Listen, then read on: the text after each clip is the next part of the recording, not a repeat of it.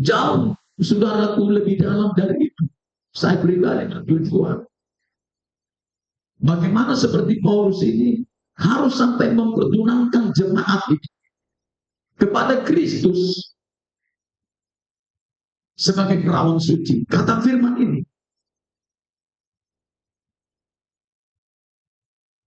itu tanggung jawab. Makanya saudara,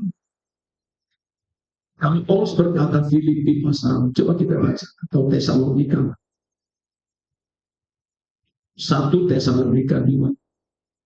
Lihat di sini bagaimana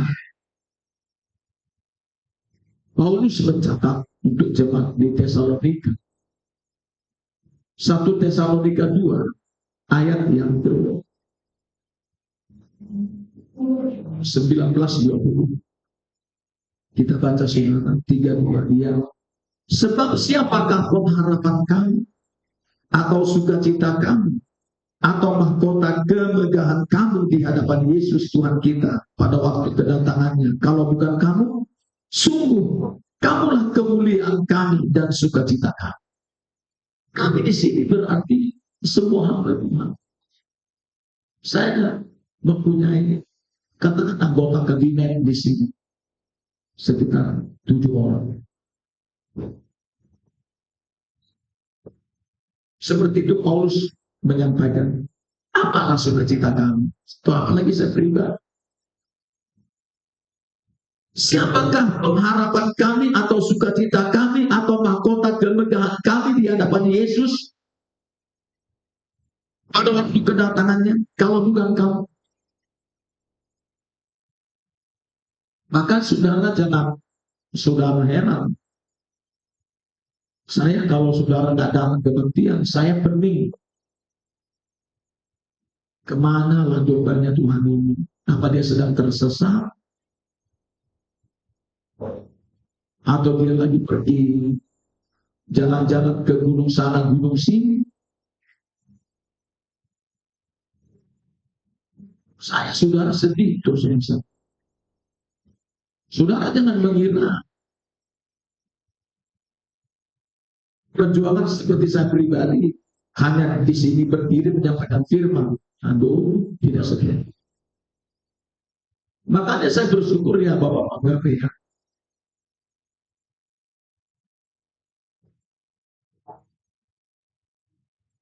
Di masa akhir hidupnya dia berjuang.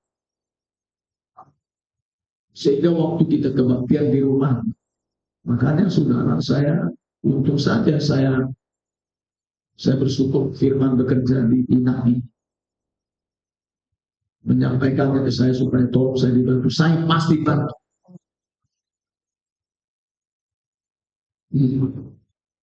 Saya akan berjuang di sana. Makanya kita bikin ibadah sampai 2 kali di sana untuk berjaga-jaga atas mereka. Waktu kita kebaktian di sana, menurut penglihatan, ada Tuhan hadir di sini di rumah itu berjaga-jaga.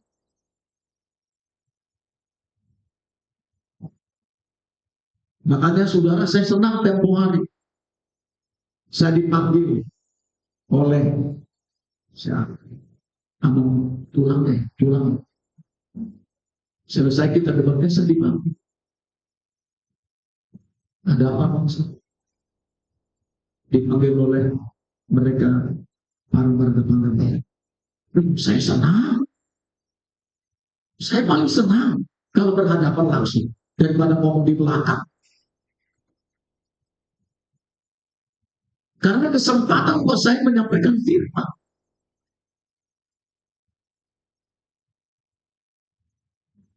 Ternyata saudara mundur satu demi satu.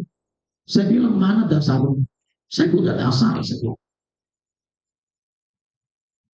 Saya sampaikan firman.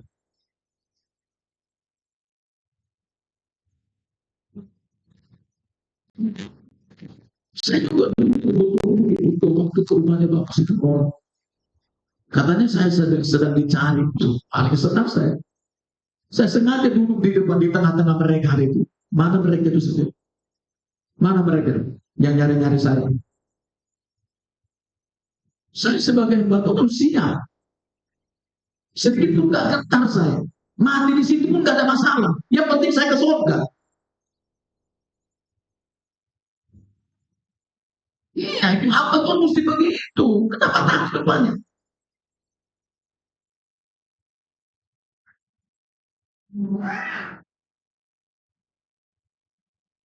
Apalagi saudaraku waktu mengangkat, katakanlah prosesi pengangkatan jenazah masuk ke peti. Ada malaikat Tuhan di situ semua. Berjaga-jaga atas peti. Dan nama itu tersenyum. Dan nampak muda. Makanya saya saudara bersemangat.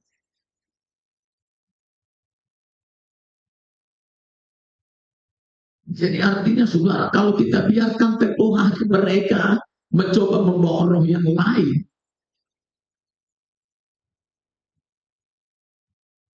tidak akan ada di situ kemuliaan Tuhan. Memang saya sudah ngomong sebelum,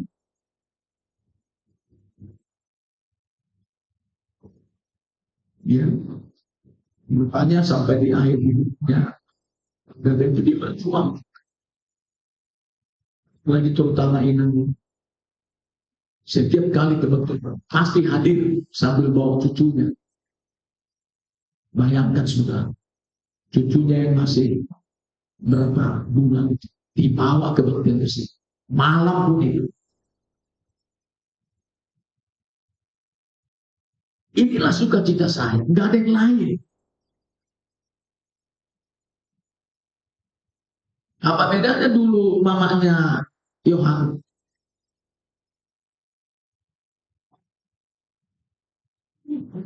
Apalagi adiknya itu, Yohan. Saya lihat langsung sudah anak dia dibawa Tuhan Yesus. Bahkan saudara kuburannya aja ada penuh kemuliaan. Anak itu di kuburan pada saat itu. Memangnya mudah saudara untuk ke surga? Kita ini saudaraku, keluarga kita itu di surga. Dan dibuktikan dengan nama kita harus tercatat di surga. Sehingga saudaraku dengan adanya tercatat nama kita, makanya kita bersemangat ikut Tuhan. Kita bukan datang ke sini sudah Nabi isi Hussein atau jalan-jalan atau karena kita beragama Kristen atau terdaftar dalam gereja. Beragama Kristen belum tentu saudaraku nama tercatat di surga. Iya. Makanya saudara saya senang hari itu karena masalah buat saya. Saya bilang mana ayatnya? Saya akan tunjukkan ayatnya dari sini. Belum satu-satu. Kalau saya saudara kompromi pada saat itu, habislah semua.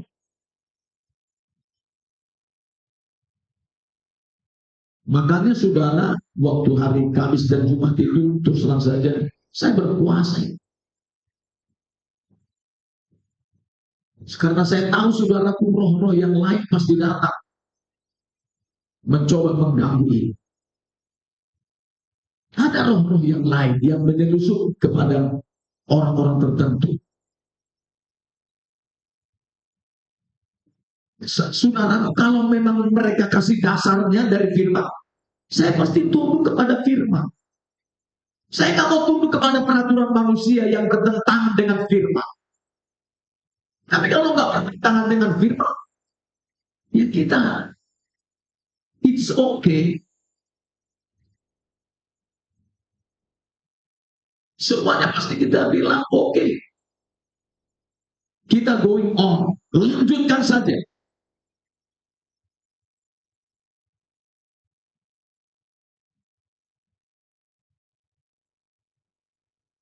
Jadi saudara, apa tujuan kita rupanya ke gereja? Kita mau ke surga apa mau kemana? Kan gitu katanya. Saya saudara sebagai hamba Tuhan bertanggung jawab. Saya akan pertunangan saudara sebagai domba-dombanya Tuhan kepada Yesus. Untuk pertunangan ini harus dewasa. Makanya itulah gunanya waktu kita kan lahir baru. Kan Kristen itu, Kristen yang benar adalah Kristen yang lahir baru, yang lahir kembali. Kristen itu harus dua kali lahirnya. Satu lahir dari si Adam secara jasmani atau dari orang tua kita. Kedua lahir dari Allah, itu namanya dilahirkan kembali.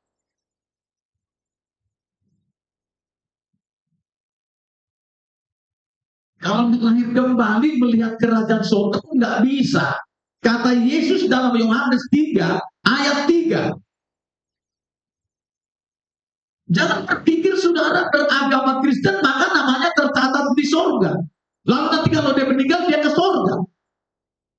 Pastikan dia lahir kembali. Yesus yang ngomong begitu. Ya kalau dia merasa ya dia ada yang datang misalnya ngelayat, oh dia ke surga ya, terserah nggak ada masalah. Tapi kalau kita bikin alat ukurnya nggak dari firman Tuhan, ya, kita konfirmasi dari firman Tuhan sebagai alat ukurnya, indikatornya, ternyata dia belum lahir kembali. Ya jangan harapkan ke surga.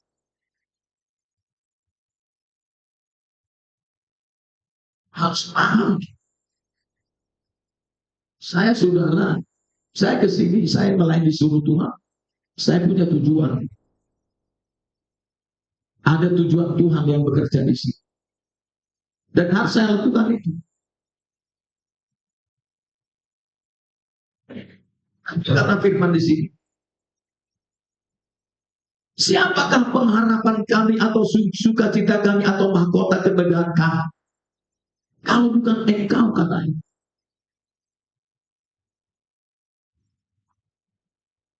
Makanya saudara dan saya kalau saya agak cerewet, sampai iblis saja ngomong, siapa mana itu? Oh itu ada. Waktu kita ibadah tempo hari 10 malam,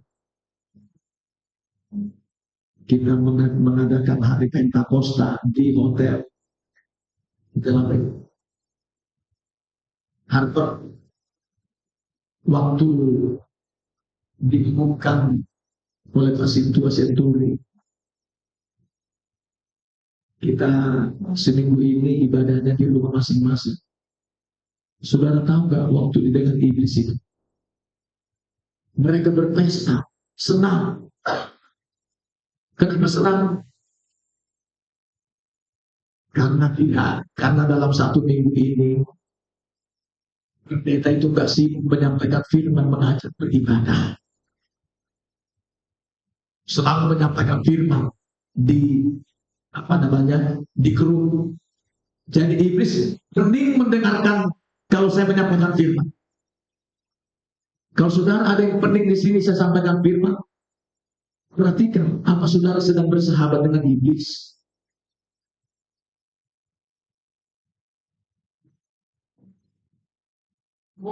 Harus senang dengan firman saudara. Banyak orang tidak senang kepada firman. Pastikan ya, saya saudaraku bertugas sebagai tanggung jawab saya. Makanya saudara, kalau istri saya begitu sih, kalau misalnya istri saya jatuh, wah amat bapak ini berpuasanya, misalnya saudara, hati saya berkata, saya ini udah tanggung jawab ini untuk Tuhan. Saya bisa saja saudara senang-senang sendiri. Saya punya gaji kok. Iya, aman kok saya. Gak usah saya mikirin saudara pelayanan ini. Ngapain berangkat ke Batu Raja, ke Sungai Dingin? Kalau mikirin dewe, saya bisa family time setiap hari Minggu. Jalan-jalan, makan-makan, taruh Facebook. Mudah itu sudah. Tapi saya tanggung jawab. Jangan sampai saudaraku Tuhan nanti pas menemui saya. Kamu gak ada tanggung jawab, kata Tuhan.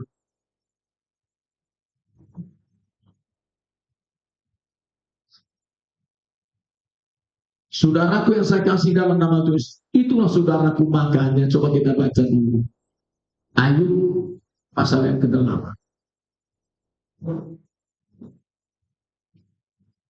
Ini saudara yang harus kita paham.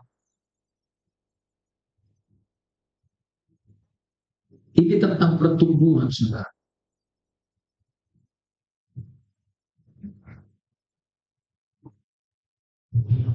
Kan waktu prosesi mau memasukkan, saya kan tadi sudah memasukkan jenazah itu ke peti.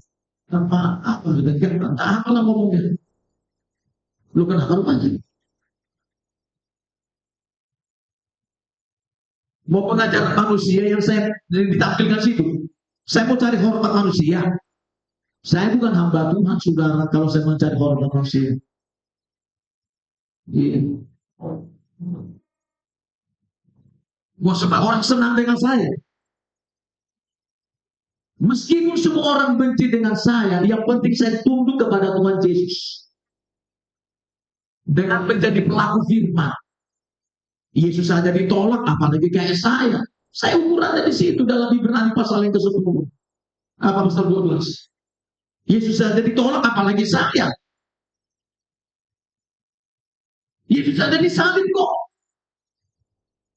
oleh orang Israel. Apalagi kayak saya ini. Siapa saya? Saya agak gentar sedikit. Saya bukan mau ngajak foto-foto. Mari kita adu kebenaran. Saya siap, saudara. Iya. Saya sebagai yang dipercaya menggembalakan domba-domba, saya harus di depan. Bukan di belakang gembala itu.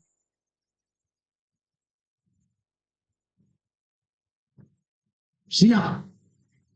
Dan saya bersyukur di hari hidupnya pernah. Dia berhasil, saudara.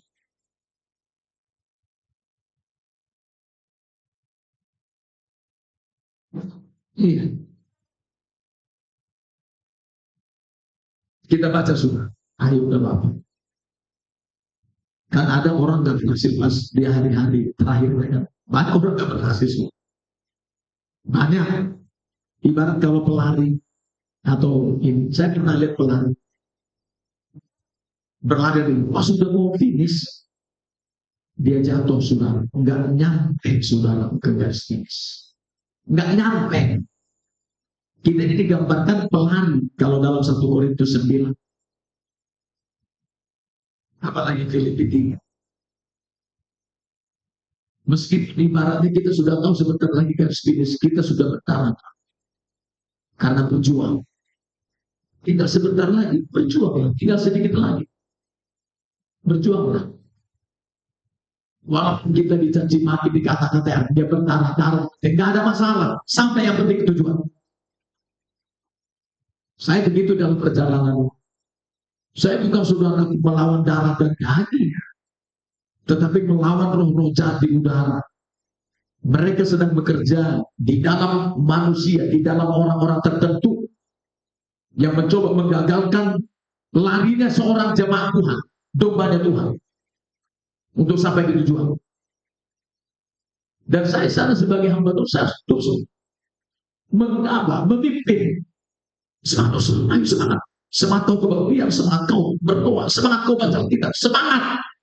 Dia sedang berlari itu. Walaupun kita dihormati orang dunia semua pun, dipuji-puji kita. Apa itu menjadikan kita hebat? Pemandangan Tuhan, saudara. Lalu karena dipuji orang, kita nyampe ke surga. Firman berkata, orang yang Mereka yang memuji diri sendiri, yang dipuji, orang yang memuji diri sendiri itu nggak tahan uji itu.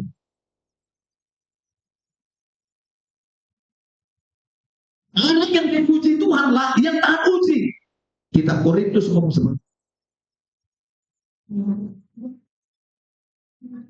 kalau tahan uji artinya apapun yang terjadi dia tetap hidup teguh di dalam kebenaran. Apapun yang terjadi. Coba kita baca ayat 8. Ayat 11. 32 ia dapatkah pandan bertumbuh tinggi kalau tidak dirawat, atau mensiang bertumbuh subur kalau tidak di air? Saudara, pandan itu kan tumbuhnya di rawa-rawa. Mensiang juga di air. Saya cari di Google ini sudah.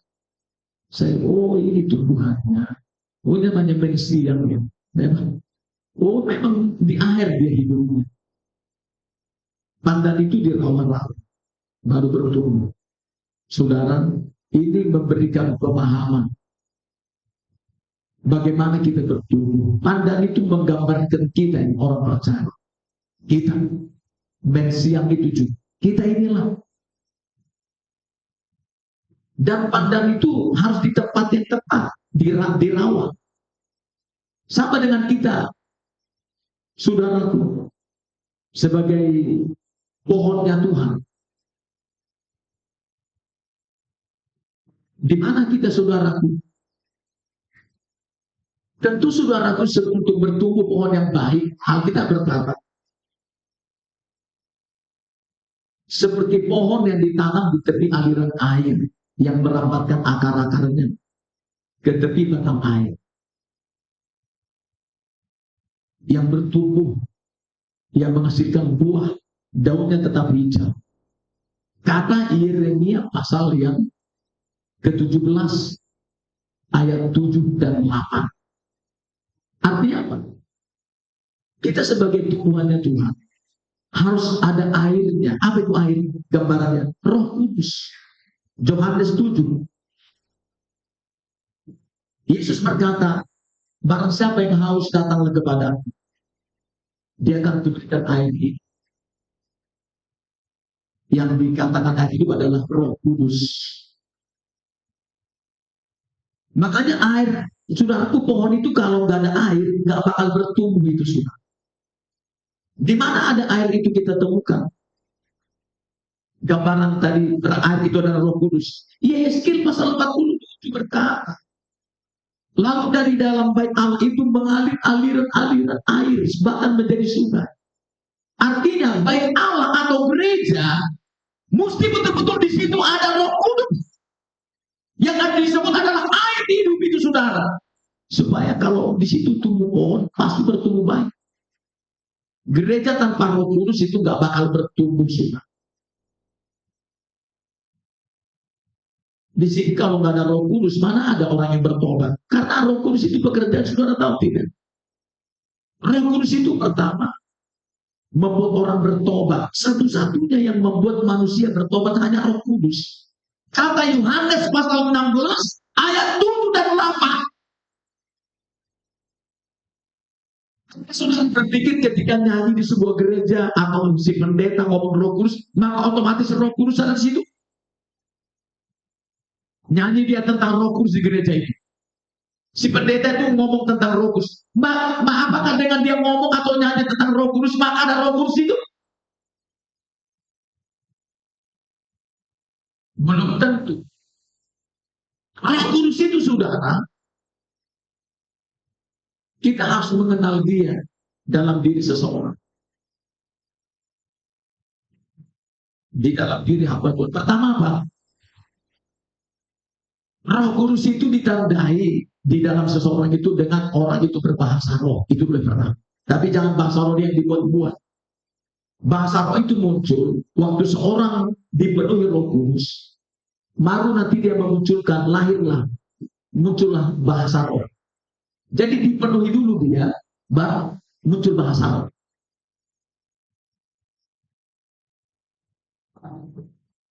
Maka ada seorang penuh Roh Kudus. Enggak semua ini saudaraku. Saya sudah tanya.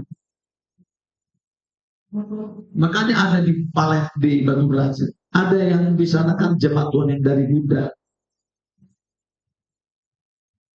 Bahwa kan ada kuasa kegelapan dalam diri. Wah, ngamuk saudaraku. Ada namanya Dwi, Dwi, siapa namanya? Dewi, Dewi, Dwi, Dwi Kwan, apa? Dewi Kwan ini. Wah, ngamuk dia. Waktu kami tumpang tangan. Mencak saudara. Mencoba menyerang. Tapi kita doakan. Dilepaskan Tuhan itu. Lalu saudaraku, dia pun saudaraku dibaptis, dia penuh Roh Kudus. Lalu saudara dia mulai dipakai Tuhan. Dia rajin betul. Lalu saudara ada yang mencoba mengganggu dia. Artinya kamu di gereja kami saja. Dia ngomong, di gerejamu ada Roh Kudus ya?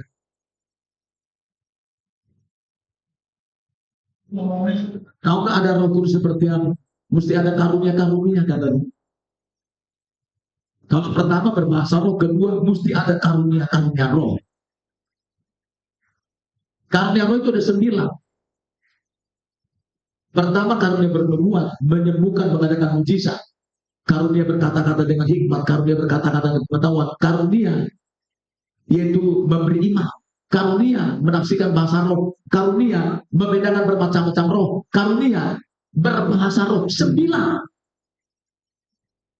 Kalau nggak ada salah satu ini saudara, nggak ada tuh Roh Kudus di situ, nggak ada air itu. Kalau nggak ada air di situ, ada pohon-pohon yang digambarkan adalah anak Tuhan bisa bertumbuh dengan baik. Mungkin nanti bertumbuh sampai dewasa, nggak mungkin itu.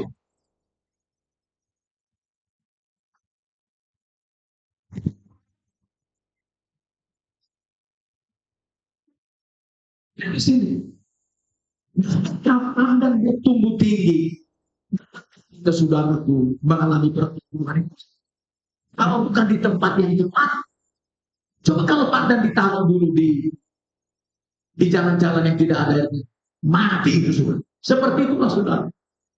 Kalau kita bukan di tempat yang tepat sebagai pohonnya Tuhan, nggak bakal kita bertumbuh. Kalau nggak ada air itu Roh Kudus. Nggak boleh asal ngomong Roh Kudus ya. Tapi nggak terbukti saudaraku kehadiran Roh Kudus dari karya-karyanya yang ada di pelayanan itu.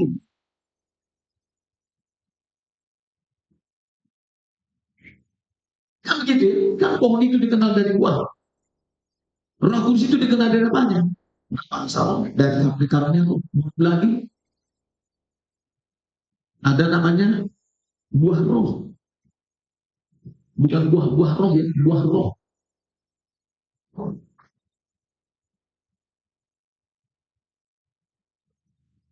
Bisakah manusia bertumbuh tinggi subur kalau tidak di air? Nggak bakal bisa. Nah makanya tadi Roh Kudus bekerja pertama, kita ditobatkan. Saya saudaraku, saya ditobatkan Roh Kudus saya melalui firman yang diberitakan. Kata 1 Korintus 2. Saya dulu saudaraku sudah Kristen sejak dari dalam kandungan. Sudah. Saya lahir sebagai seorang Kristen. Tapi saya belum lahir baru. Belum lahir kembali. Saya belum menjadi ciptaan baru. Saya masih sama dengan orang dunia ini. Orang dunia dulu main judi, saya ikut main judi. Orang dunia ini sudah ragu minum tuak, saya ikut minum tuak. Saya ke gereja cocok, apalagi tahun baru, jangan salah, sudah. Pertama-tama kepimpinan gereja dulu kami. Ternyata di sana sudah disiapkan saudaraku, yaitu tuak 1 jeregen, sama bir beberapa kerat. Lalu kami minum, belum sambil selamat tahun baru. Insya Allah. Begitulah dulu kami tahun baru. Insya Allah horor. Pergi lagi nanti di bawahnya dari pimpinan ini. Selamat tahun baru, udah disiapin itu. Makanya pernah saya tegur keluarga kami. Ya namanya memang datang ke rumahnya. Kulihatlah saudaraku berkerat-kerat di situ ada bir. Ada tulang. Untuk apa ini tulang sebelum? Ya nanti kalau datang, ya ampun tulang. Tulang itu artinya tangan saudara. Saya injili tulang saya. Begini tulang firman Tuhan. Ya. Begini tulang. Saya sampaikan firman. Kita harus bisa menyampaikan sama siapapun ya.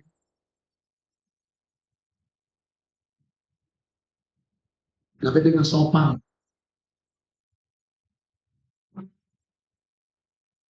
Lihat di sini.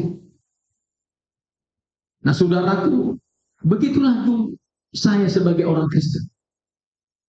Orang lain saudaraku, mulai saudaraku ngomongnya ngomong kotor. Apalagi saya. Hidup saya dulu nggak jelas.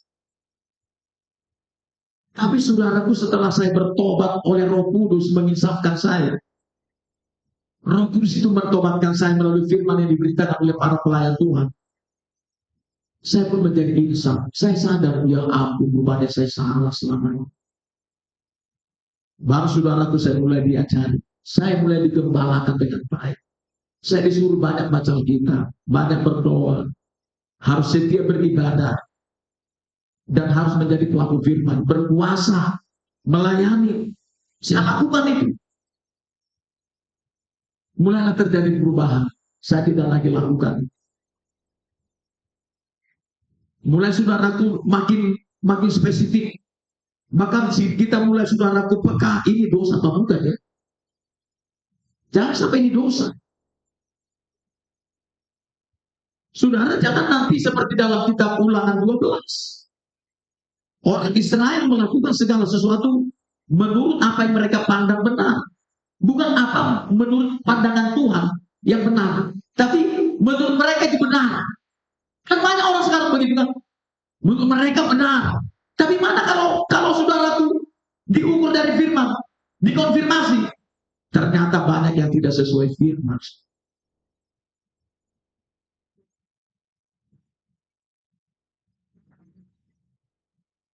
Jadi saudara, kita harus bertumbuh setiap hari di tempat yang tepat.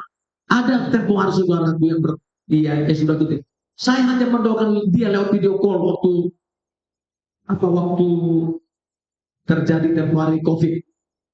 Pak Pendeta, dia adalah muda. Istrinya dulu Kristen, tapi ikut suaminya jadi muda. Jadi saudara rupanya ada masalah kan dalam keluarga itu. Jadi saudaraku, saya doakanlah dia lewat video call. Coba angkat tanganmu ke saya sini pas berdoa. Tiba-tiba dia merasa lega, terangkat semua beban. Mulai saat itu dia menjadi Kristen. Saya mau ikut Tuhan, saya mau jadi Kristen adalah Pak Pendeta. Mantap. Datang kau ke gereja ya? Iya Pak. Saya tunggu-tunggu kan datang-datang. Kemana kau? Di sini ada gereja dekat Pak. Astaga.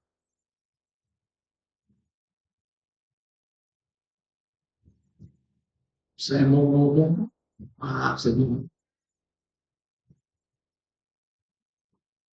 saya mau ngomong di situ gak ada Tuhan, gak enak. Memangnya sebuah gereja ada Tuhan. Saudara jangan berpikir sebuah gereja ada Tuhan, meskipun Tuhan di situ. Matius 7 berkata 21. Apalagi dalam kitab Ulangan 1. Aku gak ada di situ, kata Tuhan ini.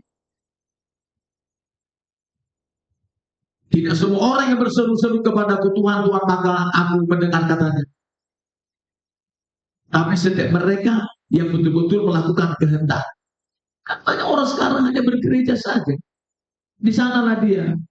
Lalu datanglah masalah lagi. Saya ditelepon, kita doakan. Anaknya saudaraku yang masih kecil, dari jam 10 malam sampai jam 3 pagi, nggak bisa tidur, tapi main-main terus. Lari sana, lari sini. Bingung mereka udah berapa lama. Kunjunganlah kami sana bersama teman-teman. Adalah jemaat yang dapat pernyataan Tuhan. Rupanya sudah anak itu diajak main oleh si iblis yang ada di rumahnya. Maka sudah Kristen. Saya bilang sama dia, Pak, tahu nggak Bapak bertobatnya mengalami? Iya Pak, memang itu Bapak mendoakan saya. Pak, dalam Yohanes pasal 1 ayat 50 Pak. Saya bilang begitu. Kamu heran, kamu percaya. Waktu aku mengatakan kepada aku sudah melihat engkau di bawah pengaruh. Kalau kau ikut aku akan memperlihatkan kepadamu yang lebih heran lagi dari itu. Artinya Pak, saya kasih tahu itu. Kalau Bapak ikuti apa yang saya bilang ini dari firman kita, Bapak sudah mengalami kan lebih dari apa yang Bapak alami ini Tuhan sudah siap untuk Bapak alami perbuatannya. Asal Bapak mau saya ajar. Dia pikir saudara, karena begitu dekat, dia jalan saja. Akhirnya saudara apa? Makin terpuruklah dia. Iblis pun makin berkuasa di rumahnya. Akhirnya saudaraku mereka harus pindah. Dia tinggalkan saudaraku rumahnya di situ. Tidak mudah saudara jadi hamba Tuhan, betul-betul di sana mewakili Tuhan, menyatakan kehadiran Tuhan di situ. Tidak mudah. Karena bagaimanapun di dalam dunia ini ada dua hamba Tuhan. Kata Roma 6, ada hamba Tuhan tetapi membawa jemaat itu ke neraka. Kata Matius 23 ayat 15.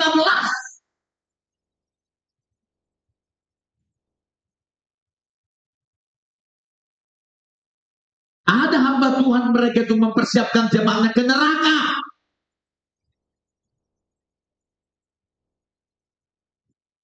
Tapi ada hamba Tuhan yang mempersiapkannya seperti Paulus dipertunangkan kepada Yesus.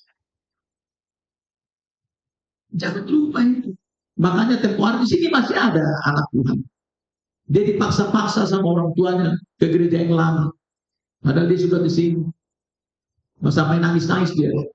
Ya karena dipaksa orang tua berangkatlah dia ke gereja yang lama. Sampai di sana dia melihat gereja itu pintu gerbang ke neraka. Justru para hamba Tuhannya, para pendetanya mempersiapkan jemaat masuk neraka. Bukan mempersiapkan jemaat untuk menjadi konsumsi kepada Yesus.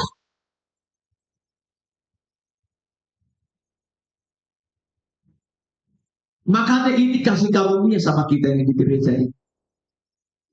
Bukan bisa-bisa saya saudara mengerjakan, tapi pemberian Tuhan. Pemberian itu namanya kasih karunia. Kita sambut.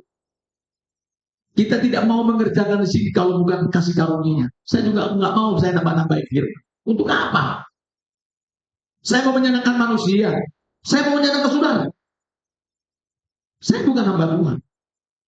Kalau saudara domba, pasti saudara dengar firman. Pasti itu. Domba-domba itu mendengarkan suara gembalanya. Yohanes 10 ngomong seperti itu.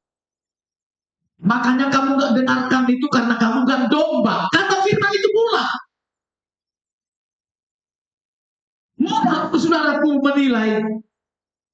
Mudah. Kalau memang domba, pasti dengar suara gembala. Pasti. Tapi kalau bukan domba, dasar kambing saudara, pasti mananduki. Saudara tahu ke mananduki? Nanduk sana, nanduk sini. Iya, enggak berpihak itu pada gembala, enggak. Kalau orang berpihak kepada gembala, pasti dia hidupi suara gembala. Bagaimana firman ngomong? Enggak mudah saudaraku, apalagi untuk sampai di pertunangan itu, waduh saudara. Makanya pertumbuhan itu sudah dekat. Waktu kita sudah lahir baru bertobat dibaptis, kita di sana bayi rohani namanya, lahir baru sesuai dengan 1 Korintus 3. Sebagai bayi rohani kan di dalam diri kita, coba kita baca, mesti nyampe ke sini kita. Coba kita baca nih. Dalam kitab 2 Petrus pasal 3.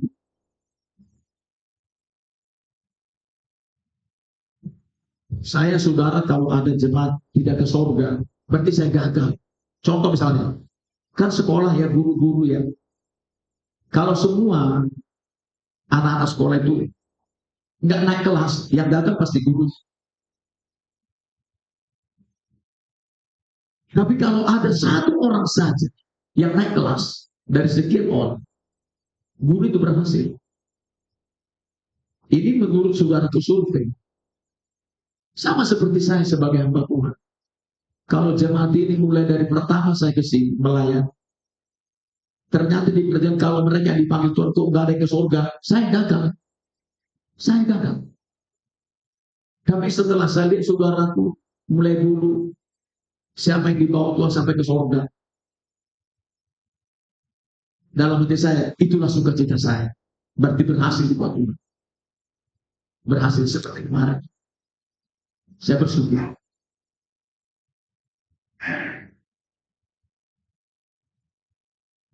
Saya bersyukur. Coba kita baca tadi sore. 2 Petrus pasal 1.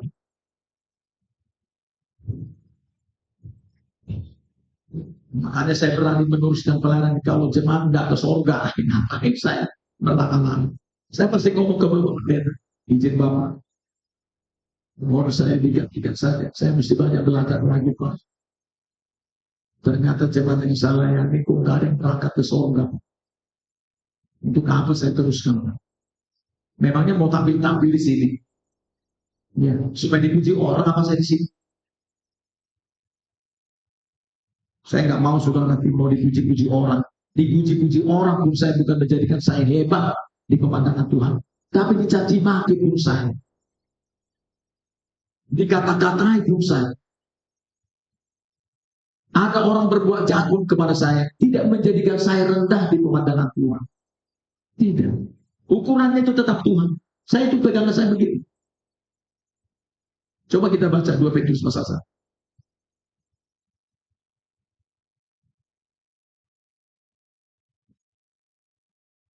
Ayat yang ketiga sampai dengan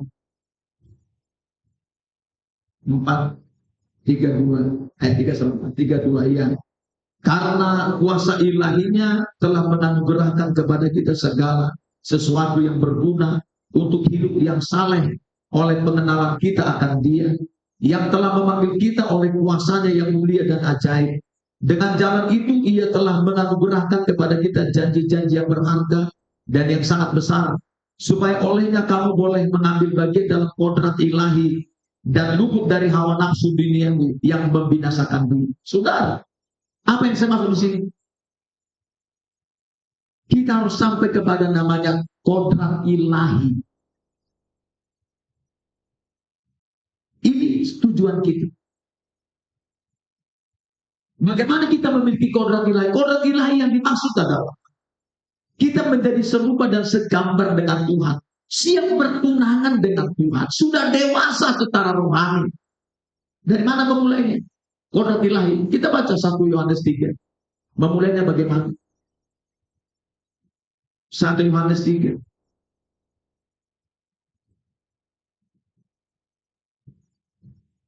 Ayat yang ke-9. 3 dia. Setiap orang yang lahir dari Allah tidak berbuat dosa lagi. Sebab benih ilahi tetap ada di dalam dia dan ia tidak dapat berbuat dosa karena yang lahir dari anak. Kita ayat 8 dulu kita baca lagi. Ayat 8. 3:2 ia. Barang siapa yang tetap berbuat dosa berasal dari iblis. Sebab iblis berbuat dosa dari mulanya. Untuk inilah anak Allah menyatakan dirinya, yaitu supaya ia membinasakan perbuatan-perbuatan iblis itu. Dan mudah saudaraku mengenal kalau orang ini selalu berbuat dosa itu berasal dari iblis.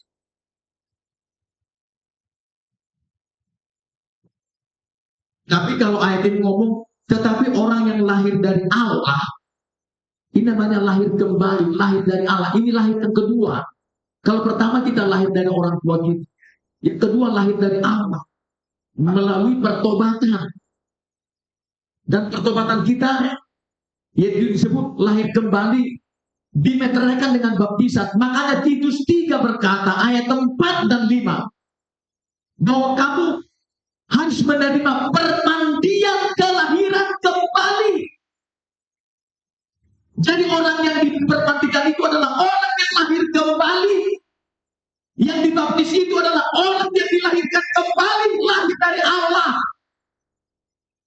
Nggak ada gunanya baptisan kalau nggak lahir kembali, kalau nggak bertobat.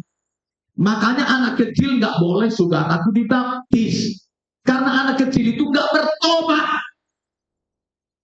Makanya dulu memulai pelayanan itu dulu Tuhan Yesus melalui Yohanes Pembaptis. Kamu kan itu kata firman ngomong. Setelah bertobat baru dibaptis. Makanya kalau Matius 3 ayat 5 dan 6 berkata, lalu datanglah penduduk dari Yerusalem, Yudea dan sekitarnya dan sekitar Sungai Yordan. Lalu mereka memberi dirinya baptis.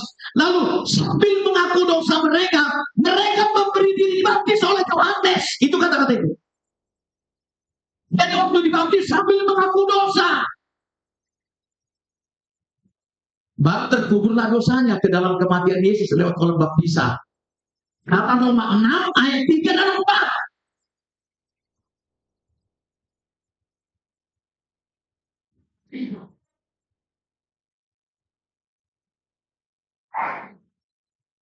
Dari situ dari mulai lahir menjadi bayi rohani. Rohnya baru, jiwanya baru, tubuh tanpa dosa. Dan namanya sudah resmi tercatat di kitab kehidupan anak domba Allah. Selesai. Lalu setelah itu apa? Kalau masih diberi hidup, perjalanannya harus betul-betul menghasilkan buah. Kata Filipi, kalau aku masih hidup, berarti aku harus memberi buah. Sebagai pohonnya Tuhan, pohon itu dikenal dari buah. Supaya kita berbuah, Yesus berkata, tinggallah di dalam aku, dan aku di dalam kamu. Tinggal di dalam aku dan firman di dalam kamu, maka kamu pasti berbuah. Seperti pokok anggur, ranting-rantingnya itu melekat kepada dahan-dahannya atau kepada pokok anggur itu. Baru berbuah dia. Kita ranting-rantingnya Tuhan. Nah, seorang yang lahir dari Allah, apa dibilang? Ada benih ilahi. Sama dengan waktu kita lahir pertama, ada benihnya orang tua di kita. Ada benihnya. Makanya kita serupa segambar dengan orang tua kita.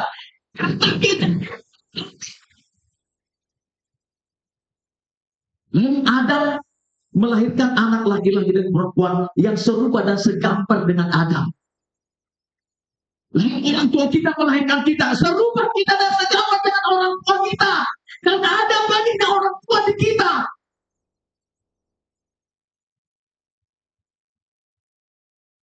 Lalu ketika kita bertobat dan dibaptis, lahir dari Allah, namanya Allah yang melahirkan kita lewat Tuhan. Ada benih Allah di kita, benih ilahi, bukan benih lagi orang tua, tidak. Itu benih dosa dari orang tua kita sudah dikubur ke dalam kematian Yesus. Lalu kita memiliki sekarang benih yang baru, benih ilahi di roh kita. Benih ilahi yang ada di roh kita inilah harus disirami terus dengan firman. Dengan cara kita baca dan dengan firman. Sehingga nanti akan lahir perkataan perbuatan yang sesuai dengan firman itu. Disitulah kita mulai serupa segambar dengan Tuhan. Tapi tidak hanya sampai itu. Kita harus mengalami pertumbuhan ilahi. Coba kita baca Kolose. Dari benih ilahi memiliki pertumbuhan yang ilahi. Kolose pasal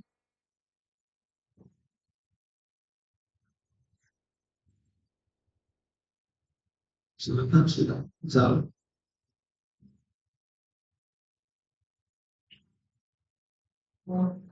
3 pasal 2. Coba kita baca ayat 18-19. 3-2 dia. Janganlah kamu biarkan kemenanganmu digagalkan oleh orang yang berpura-pura merendahkan diri dan beribadah kepada malaikat, serta berkanjang pada penglihatan-penglihatan dan tanpa alasan membesar-besarkan diri oleh pikirannya yang duniawi.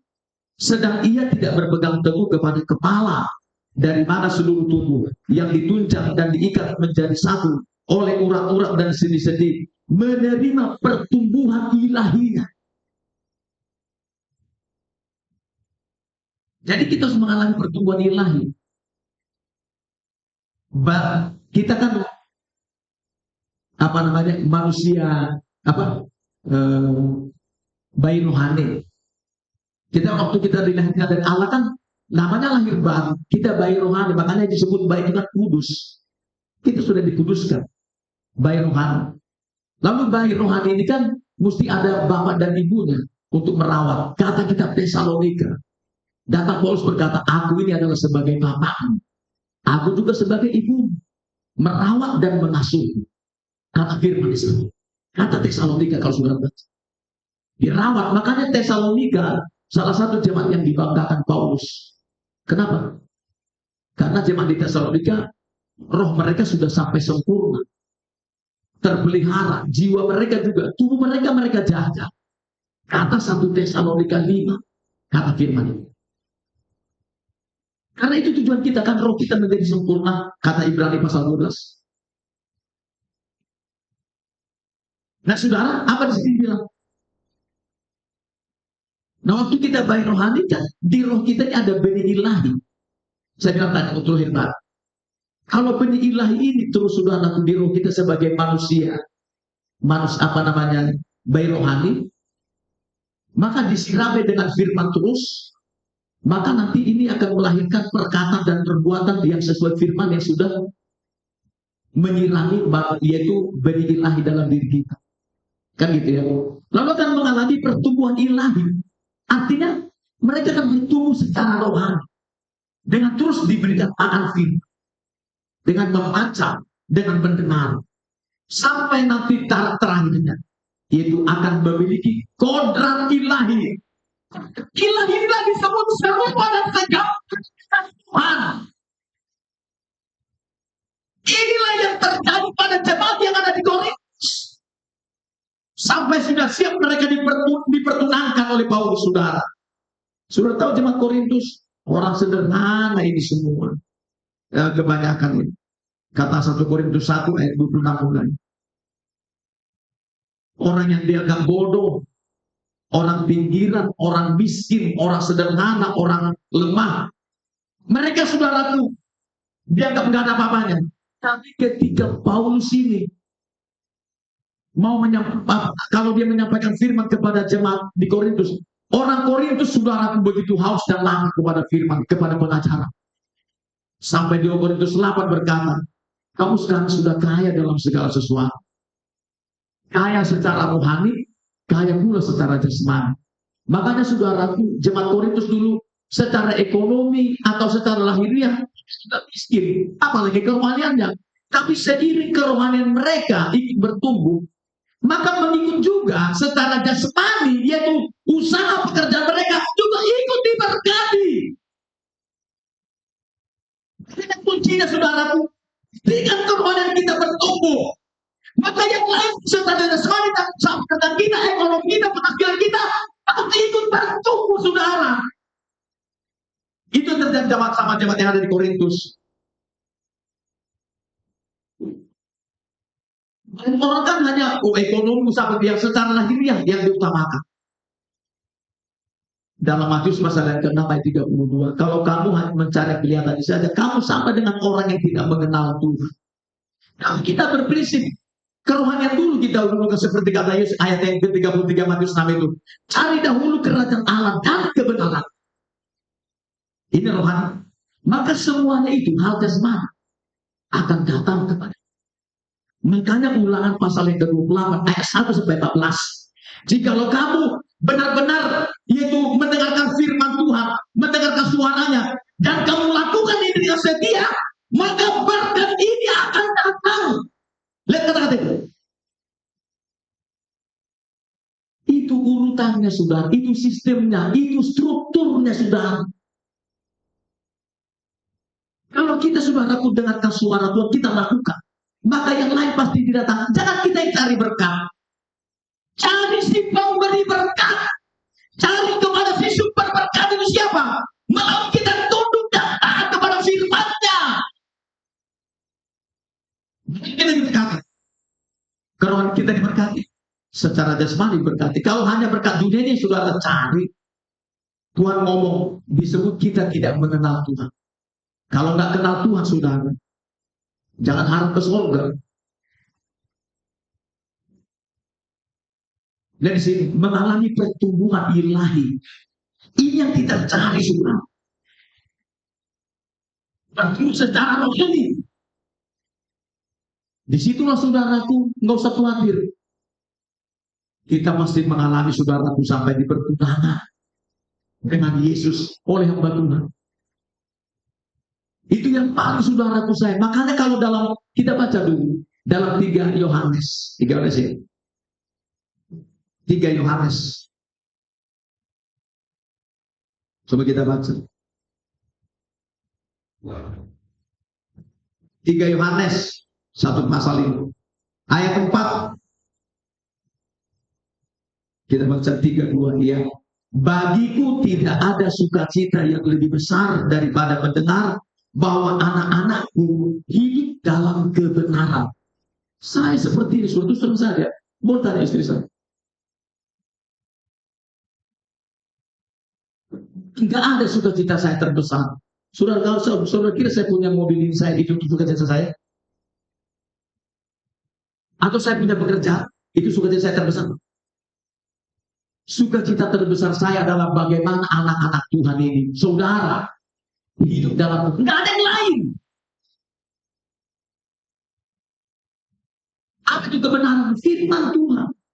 Tapi kalau saudara dan tidak hidup kebenaran, saya akan saudara waduh pusing 7 keliling saudara. Bagaimana Tuhan si A itu Bapak? Kok seperti itu sih dia? Temuilah dia Bapak. Saya sudah menyampaikan firman. Paling tidak datangi dulu dia lihat mimpi. Saya yakin saudara banyak yang memimpikan saya. Karena waktu saya tanya satu-satu, kau pernah mimpi saya? Oh pernah Pak. Saya tanya lagi yang lain, kau pernah Pak. Bahkan siapa yang belum datang di hari ini. Dia pergi saudaraku kepada, maaf dulu, mungkin karena terpengaruh dengan barangkali cowoknya barangkali. Dia pergi mungkin ke gereja cowok. Tiba-tiba saudaraku, dilihatnya lah saudara ada penglihatan di depannya. Saya ngomong ke dia, wah saya lihat Bapak pendeta kok menyuruh saya, jangan kau kesini, kau ke Betir, kau kembali, kau ke Pentakosta. Dia sendiri yang cerita itu. Jangan kita bergereja saja, saudara. Pastikan kita bertumbuh. Kalau nggak bertumbuh sampai dewasa, bagaimana kita bertunangan? Dewasa itu saudaraku seperti apa umurnya? 18 tahun kan udah dianggap dewasa. 18 tahun ke atas. Makanya saudara orang 18 tahun apa? Udah dia gadis siap untuk menikah. Menurut undang-undang perkawinan pun 18 tahun sudah menikah, boleh. Seperti itu kalau kita bertunangan dengan Yesus, umur kita setara rohani ini, meskipun seperti saya tua, atau seperti Pak Wong Gavin Almarhum, itu nampak muda, saudara.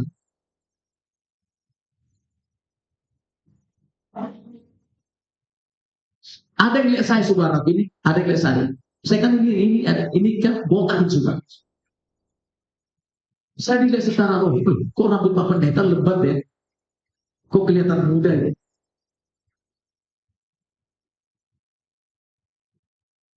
Ya kita harus mencapai umur sampai kita bertunangan dong dengan Yesus. Kalau umur kerohanian saya sudah 27 tahun sudah. Kalau dengan saya berapa umur? 27 tahun. Saya bertobat umur 27 tahun sudah. Sekarang sudah tahun 2024. Hitungan saya bertobat dulu tahun 2000, tahun 97. Sekarang 2024. 2004 kurang 1997, 27. Jadi umur saya masih 27 tahun. Kawan yang saya perjalanan. Saudara, tidak ada sukacita yang paling besar kalau pribadi saya, kecuali melihat anak-anak Tuhan ini, saudara domba-dombanya Tuhan, hidup dalam kebenaran. Bagaimana hidup dalam kebenaran? Harus tahu firman Tuhan, sebab kebenaran itu firman. Inilah kebenaran. Ini. Kalau saudara tidak tahu kebenaran, bagaimana saudara secara menilai? firman ilahi, sudah. Harus bertumbuh kita. Kalau nggak bertumbuh, nggak ketemu Tuhan, sudah. Saudara nanti akan mengalami pengangkatan buah sulung gereja. Mereka adalah yang bertumbuh secara natural, nggak dipaksa bertumbuh. Contoh seperti pisang. Kan kalau pisang kalau matang, kita lihat ada dulu yang matang 2 atau 3 buah atau 1 sisir. Kan itu matang natural ya. Nggak dipaksa-paksa matang, nggak diperang. Itu nanti dipetik duluan, saudara. Kata kita, Mika pasal 7. Itu yang dipetik duluan. Buah sulung gereja dalam Wahyu pasal 14. Itu dipetik. Lalu yang belum matang ini tinggal. Masuklah nanti kepada masa antikristus. Saya bukan nakut-nakutin. Daniel ngomong seperti maupun Wahyu pasal yang ke-12 dan 13. Ini saudaraku yang akan dipaksa matang nanti di situ kalau bertahan melalui penderitaan. Kata kitab 2 Timotius pasal yang ketiga. Kan nanti dipaksa saudaraku matang di situ melalui penderitaan. Penderitaannya ada 2 kali. 7 tahun ini. 3,5 tahun yang pertama, waktu sengsara. Kedua, kesengsaraan besar. Kalau karena pertama, 3,5 tahun pertama, antikristus masih bekerja sama dengan Israel. 3,5 tahun kedua, mereka berpisah. Karena antikristus menamakan dirinya Tuhan. Enggak mereka. Untuk semua. Maka antikristus akan berkuasa nanti di dunia ini. Menguasai ekonomi. Dan nanti suatu hari akan menggunakan untuk alat beli, jual beli. Yaitu angka 666. Maka saudara jangan main-main dengan angka-angka 666. Saya pernah mendengar itu ada jemaah. Dikasihnya saudara kopi. Ada kopi angka itu. Saya nggak tahu kan. Waktu di rumahnya. Tahu-tahu waktu pulang saya dikasih super mie, gula kopi. Sampai di rumah, saya lihat kopinya. Angka yang 3 itu. Besoknya saya temuin. Ini menjual, oh ini paling enak ini sama paling laris ini. Jangan lagi jual ini, oh nggak bisa mak, ya ampun nggak bisa, gua dia nolak saudara. Pantasan aja berpisah kami dengan dia, karena dia sudah laku mempertahankan angka itu. Kalau dia hidup itu dia sama saja sudah mendukung pekerjaan antikristus dan dia berpihak sama mereka. Lama-lama nanti angka itu ada pada dia menggunakan chip. Sekarang ini kami baru saja saudaraku ikut webinar secara live saudaraku dari Jakarta. Ada saudaraku di sana narasumber udah ngomong ini dalam waktu sebentar lagi kita akan menggunakan chip. Tiba-tiba saudaraku saya ingat yang kita padahal dia bukan Kristen. Ada chip nanti akan dijual, nanti akan di tangan. Persis seperti kita di tangan kanan dan di dahi. Dan ada yang sudah menggunakan itu hanya gini aja untuk bayar langsung lunas karena udah menggunakan itu. Suatu hari itu akan menjadi seluruh dunia karena antikristus akan menguasai seluruh dunia dan ekonomi. Sekarang belum, bosnya belum muncul. Tapi anak buahnya sudah banyak yang muncul. Kata 1 Yohanes 2. Bosnya belum muncul. Kenapa belum muncul? 2 Tesalonika 2 ngomong.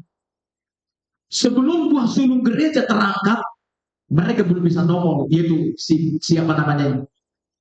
Si bosnya antikristus ini. Tapi kalau sudah berangkat kita, bangkit berkuasa. Tapi yang mereka akan menyiksa mereka. Mereka akan menyiksa mereka yang tertinggal. Nggak bisa jual beli kalau nggak menggunakan angka itu semua. Menggunakan chip. Itu sebabnya sudah mana kita pilih. Kita terangkat buah sulung gereja apa susulan. Terserah kita. Pilihan itu ada di kita. Belajar saudara. Makanlah kita secara natural. Dengan cara natural itu artinya kita memang bertumbuh. Memang sudah kalau segini umurnya, memang sudah dewasa. Kalau dalam 14 tahun kerohanian kita misalkan sudah dewasa. Tapi nggak mesti tahu, bukan ini, bukan hitungan angka ini ya. Tidak di sini ditulis di itu. Maksud saya sudah laku kalau yang namanya dewasa umur 18 tahun kalau secara jasmani. Karena ada saudaraku sudah lama pun saudaraku yaitu ikut Tuhan. Kadang-kadang kerohaniannya masih bayi rohani kan. Itu dikatakan dalam Ibrani pasal 5. Menurut lamanya kamu terpanggil, mestinya kamu sudah dewasa, bisa mengajar. Tapi kamu masih anak-anak. Artinya saudara, mereka nggak bertumbuh dengan baik. Tapi kalau kita saudara, jangan kita sudah lama ikut Tuhan, tapi nggak bertumbuh dengan baik. Tapi saudaraku bertumbuhlah dengan baik. Manusia batin kita harus dibaharui setiap hari. Di mana manusia batin kita itu ada dua di dalam, hati nurani dan roh kita. Dan di dalamnya ada benih, ada benih lain. Kalau ini terus disirami dengan diri, kita lakukan. Maka saudaraku disebutlah 2 Korintus 4 ayat 16. Meskipun manusia lahirnya kami makin merosot, tapi manusia batinnya kami dibaharui dari sehari ke sehari. Dan inilah saudara akan mengarah kepada memiliki kodrat ilahi yang disebut serupa dan segambar